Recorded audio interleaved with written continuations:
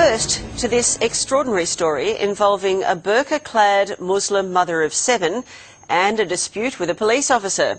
Race, religion, bigotry and the truth were all under the microscope today as Carnita Matthews was sentenced to 6 months in jail for making a false complaint about a police officer.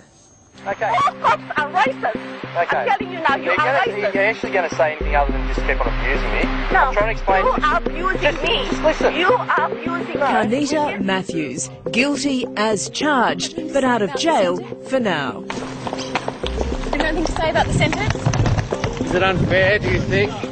You don't go lying about people. You don't go making up stories, and you certainly don't go grabbing on racism just to try to get your way. And I don't appreciate being called racist because you didn't read something properly and you're not doing the right thing.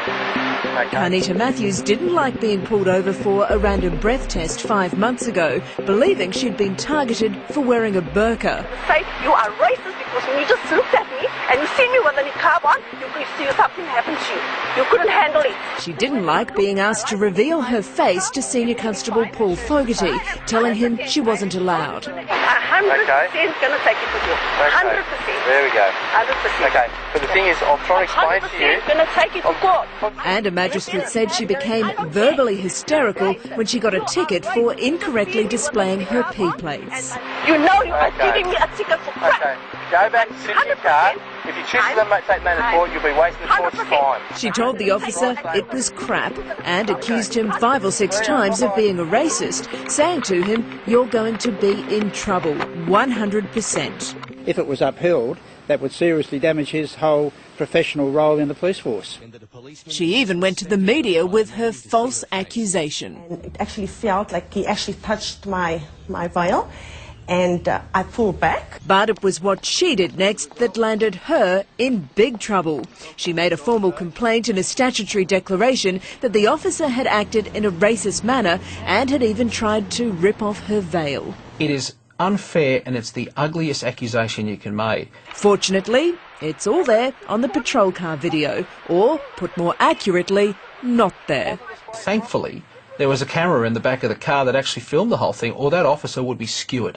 What makes her story really rich is that in court, her lawyer Stephen Hopper argued it wasn't her who made the false complaint to police. He argued that because she couldn't be seen under her burqa and no one checked her ID, it may not have been her. Now she's trying to say, no, it was another person wearing the burqa, her twin.